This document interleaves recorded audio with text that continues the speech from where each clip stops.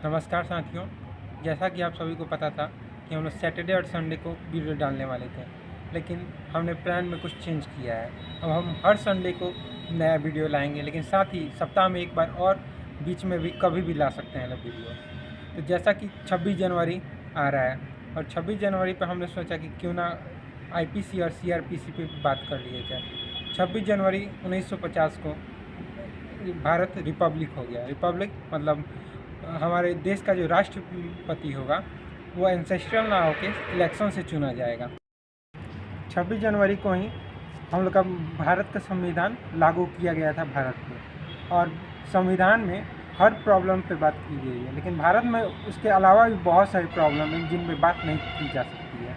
जैसे कॉन्स्टिट्यूशन में जनरली लिखा गया है कि सेंट्रल गवर्नमेंट के पास क्या अधिकार हैं, राज्य सरकार के पास क्या अधिकार हैं, कोई भारत में नागरिकता लेना चाहता है तो उसके लिए क्या प्रोसीजर है, और वो अगर नागरिक बन गया तो उस पर क्या अधिकार लागू होंगे, उसके अधिकार कब छीने जा सकते हैं। ये सब टॉपिक्स पे बात की गई है। लेकिन इसके अलावा भी बहुत सारे मामले हैं जिस पे कॉन्स्टिट्यूशन बात नहीं करता है। उन सब मामलों को कवर करने के लिए अलग से भी लॉ बनाए गए हैं, जिसे सिविल और क्रिमिनल लॉ के अंदर मैनेज किया जाता है।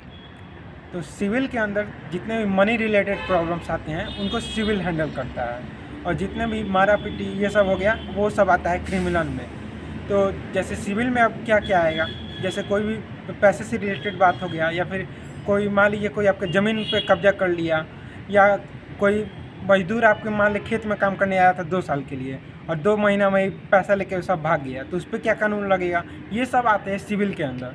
लेकिन सिविल के अंदर एक सिविल को दीवानी भी कहा जाता है, और सिविल को में कभी भी दंड नहीं मिलता है, अपराधी को दंड नहीं दिया जाता है। उसके लिए उस पर मुआवजा लगाया जाता है।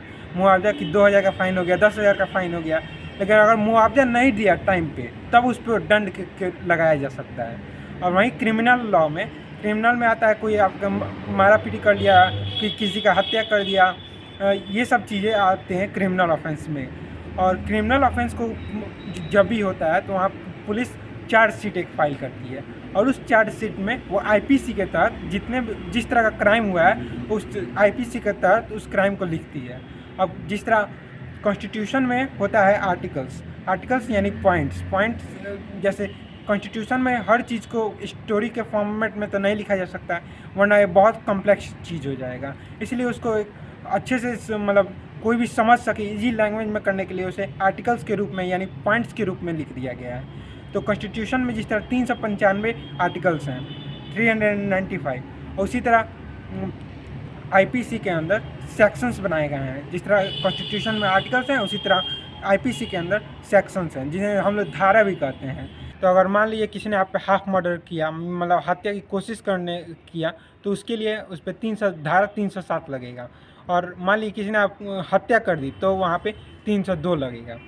अब जो आईपीसी है इसको उर्दू में तजराए हिंद भी कहते हैं। धारा को तजराए हिंद भी कहते हैं। जैसे कभी कोर्ट में आपने सुना होगा कि तजराए हिंद दफ़ा 302 के तहत इस फलाना बाबू को हत्या की कोई इल्ज़ाम लगा है।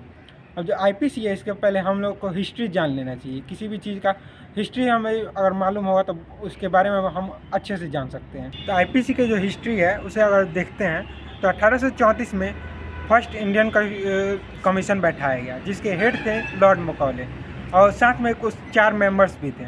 उन्होंने गठन किया आईपीसी का। आईपीसी का मेन जो टास्क था वो मैं पहले बताना चाहता हूँ। पहले इंडिया बहुत सारे प्रोविंसेस में बटा हुआ था। इसके अलग अलग प्रोविंसेस में अलग अलग कानून लगते थे। कोई कहीं का लॉ कहीं का लॉ कुछ अलग था और कहीं का कुछ अलग।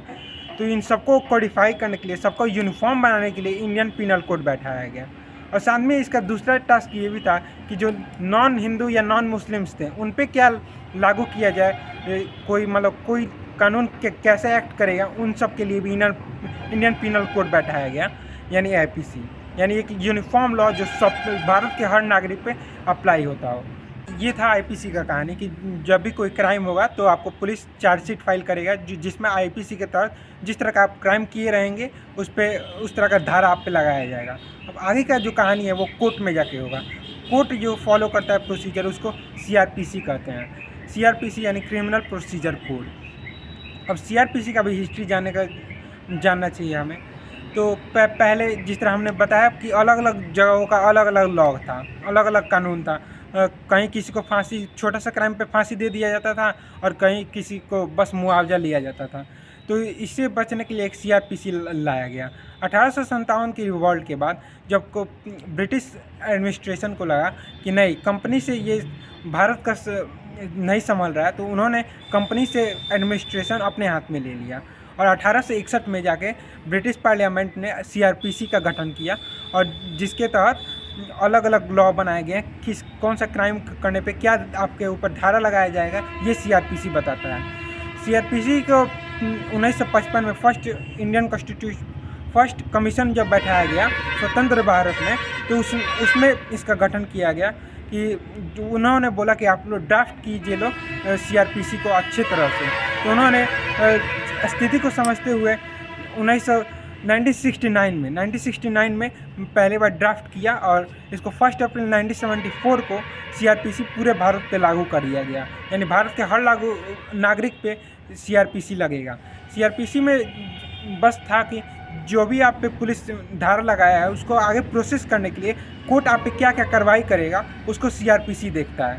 सीआरपीसी के अंदर ये आता है कि आप मुकदमा कैसे चलेगा, आपका इन्वेस्टिगेशन कैसे होगा, एविडेंस कैसे कलेक्ट किया जाएगा, आप पे जो कौन गवाही देगा, कौन सबूत कलेक्ट करेगा और आपको जेल में कितना दिन रखा जाएगा, कौन कौन सा अगर फांसी होगा या फिर उम्र कैद होगा, ये सब सीआरपीसी बताता है। तो यही था आईपीसी और सीआरपीसी का समरी। आशा करता हूँ कि आप लोगों को ये वीडियो समझ में आया होगा और आपको लगता है कि कोई हम लोगों से फॉल्ट हो गया या कोई इम्प्रूवमेंट की ज़रूरत है तो आप कमेंट में बता सकते हैं हम लोगों को। हम लोग फिर संडे को एक नया वीडियो पे बात करेंगे लोग।